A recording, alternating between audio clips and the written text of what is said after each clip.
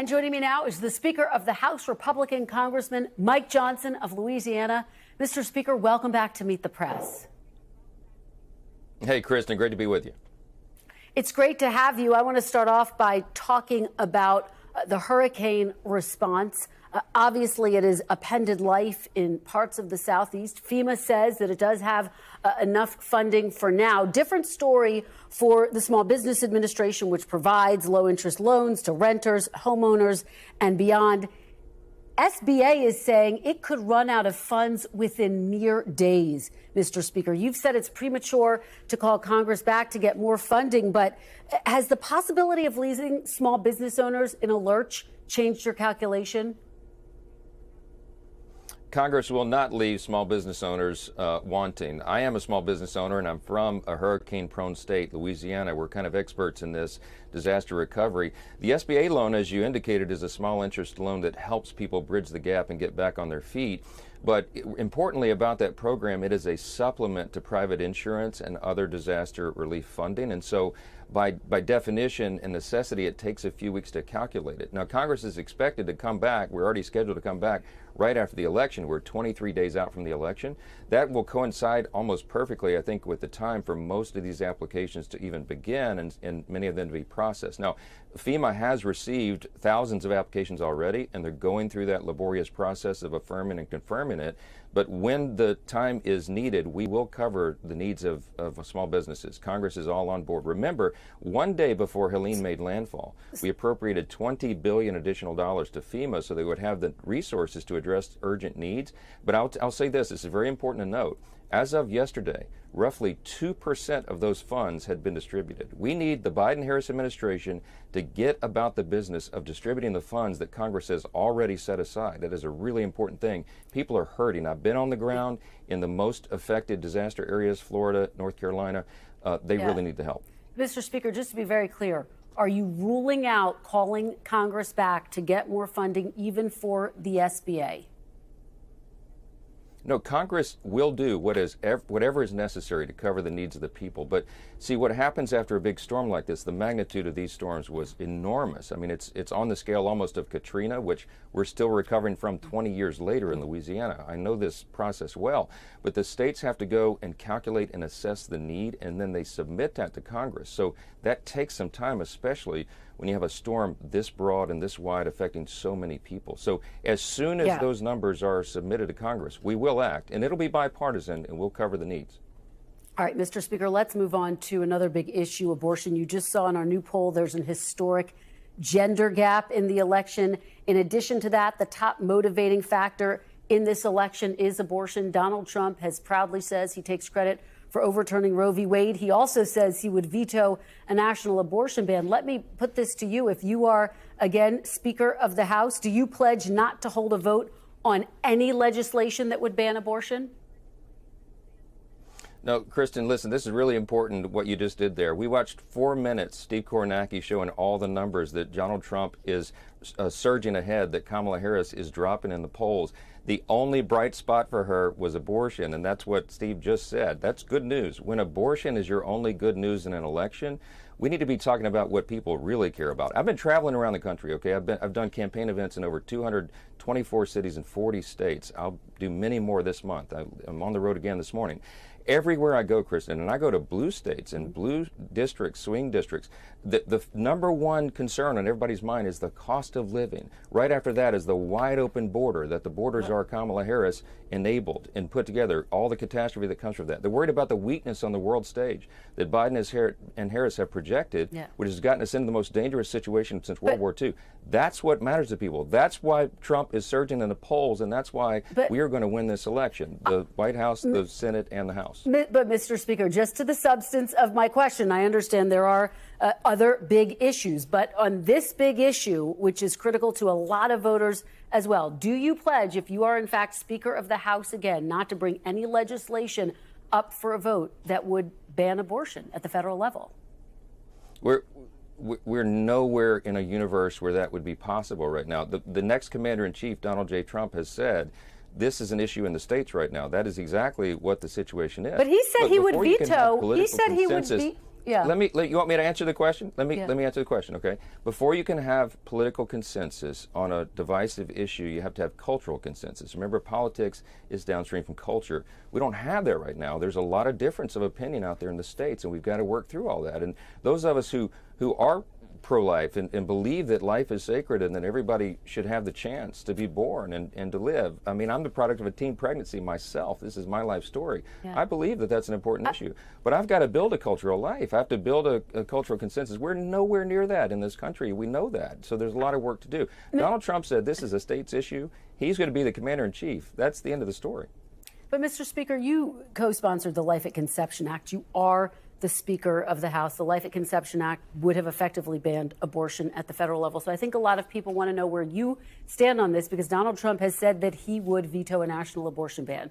So can you say that you wouldn't move to try to ban abortion at the national level? I understand there's not a consensus, but would you move to ban abortion at the national level? I couldn't do that even if I wanted to, Kristen. I have 434 colleagues. I mean, I'm a Bible-believing Christian. I believe in the sanctity of life. That's my view doesn't change. But there's no way I could bring that bill in Congress right now. We couldn't even get I don't know, it would be a very small vote right now, okay, even among Republicans. So we have a lot of work to do. The pro-life organizations and groups are out there doing what they do. We need to show that we care for women at all stages of pregnancy and all stages of life, and that's what we are. We're for families. We're for IVF. We're for the everything that allows for that, and we need to take care of these ladies who are in difficult situations with their pregnancies. That's what the states are doing very effectively. Crisis pregnancy centers and others around the country, care pregnancy centers. There's a lot of great work being done, and we need to have dialogue and conversations about this issue. But there's not a bill coming to Congress because we're nowhere near any consensus to do that. You're saying a lot of states are doing this effectively. Some women have come forward and said their lives are at risk because of some of these laws in place at their states. Let me move on, though. We're 3 weeks from Election Day. Former President Trump continues to make false claims. Let me read you a couple of them. Venezuelan gang members have overrun an apartment complex, he says, in Aurora, Colorado. Haitian migrants in Springfield, Ohio are eating cats and dogs. FEMA funds have been redirected to house migrants. Mr. Speaker, all of those claims have been debunked. If former President Trump is so confident in his policies, yes, they haven't. But if former President Trump is so confident in his policies, why not make the argument along policy lines? Why say things that have been debunked by local officials? President Trump is making all sorts of arguments constantly. He works 24 hours a day. I saw that Kamala Harris issued her medical records. Congratulations. Donald Trump's health is on display for the entire country every hour of every day. He has more stamina and mental acumen and strength than any political figure probably in the history of the country that I can remember. He goes nonstop. So what he's talking about is the things that the American people care about. This FEMA dollars going to resettle migrants, that is a fact. I mean, that is an objective fact. What he's talking about, it's not the disaster relief fund, but it's another fund that FEMA used to resettle all the illegal aliens that they let across the open border. Kamala Harris, the border czar, was the engineer of that. I do have to, the FEMA funds were not redirected to house migrants. That has been debunked. It's a separate fund. FEMA has said as much. That's right. But to the substance, why not make the argument on the substance of the policies, Mr. Speaker? I'm trying to do that. Let me do that. The Federal Emergency Management Agency, FEMA, as its name implies, should be working on federal emergency management, not resettling illegal aliens that are violating federal law. They're sending them around the country. They're putting them on taxpayer benefits, and that has enraged the country. That is why Kamala Harris's numbers are dropping in the polls. And she just said in her own words, you saw the tape there, there is no difference between her and Joe Biden. The Biden policies, Bidenomics, all the things they champion are destroying the country, and everybody knows that, and that's why Donald Trump is elected. Republicans are going to win the Senate and the House. Mr. Speaker, we should note that FEMA funds were actually redirected on Donald Trump's watch to deal with the migrant issue. Let me ask you, you mentioned the medical records. No, ma'am. Wait a minute. No, that's hold on, wait a minute. Wait, facts are important. That is a new program that started in 2020 under Joe Biden. That funding wasn't necessary under Trump's administration because we secured the border. We didn't invite illegal aliens and dangerous people into the country. That's a Biden-Harris policy, and everybody knows it. Mr. Speaker, it did happen under Donald Trump's watch, but let me just ask you about medical records since you raised them. No, Kristen, should Donald Trump release all of his medical records? New account. Should Donald Trump release all of his medical records, Mr. Speaker? He issued the records of his physicians. Kamala Harris issued her medical records as a diversion because she's desperate because she's sinking in the polls. Donald Trump's health is on display. Everyone in America can see it. The man works nonstop. He never quits. He probably sleeps 4 hours a night. He doesn't require as much sleep as the average person. He's an unusual figure. And this is the strength that we need in a time like this. We're in the most dangerous moment since World War II. You have to have strength. You have to have a steady hand. You have to have a commander-in-chief that our allies respect and our enemies fear. They do not fear Kamala Harris. They do fear Donald Trump. Mr. Speaker, that's what people are going to vote on. Just to be very clear, he hasn't released all of his medical records. He released 2 letters. Should he release the results of the cognitive test? It's unnecessary. He's on display every minute. So it's unnecessary. You concede that he didn't release his medical records. You don't want to know things like his cholesterol level, whether he's dealing with any issue that we may not know about if he's going to be commander-in-chief. And he also said he would release cognitive tests. Listen to your question. Should he release that? The American people, Kristen, the American people don't care about the cholesterol level of Donald Trump. They care about the cost of living and the fact they cannot pay for groceries because Kamala Harris and Joe Biden's policies have put them in that situation. The medical records are irrelevant. Let's talk about things that the American people care about.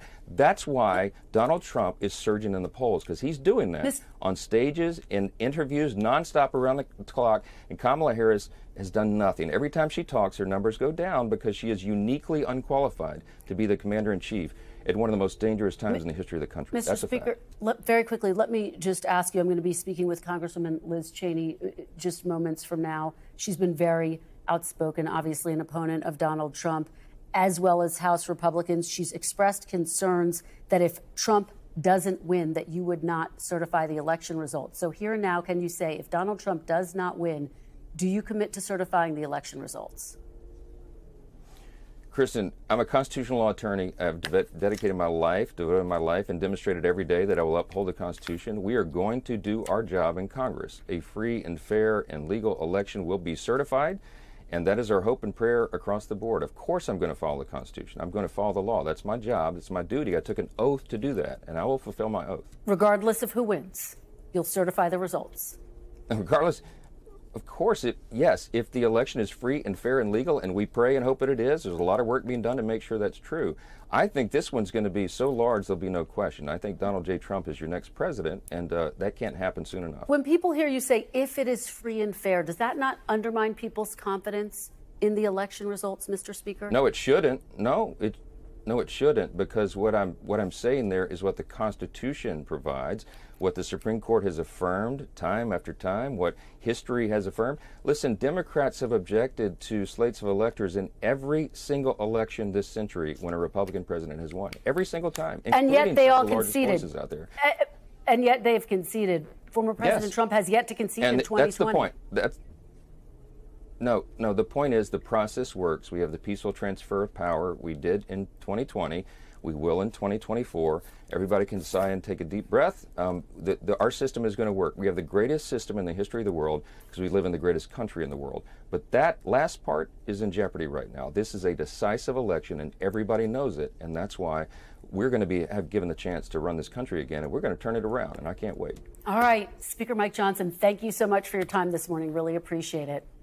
Thanks for watching. Stay updated about breaking news and top stories on the NBC News app or follow us on social media.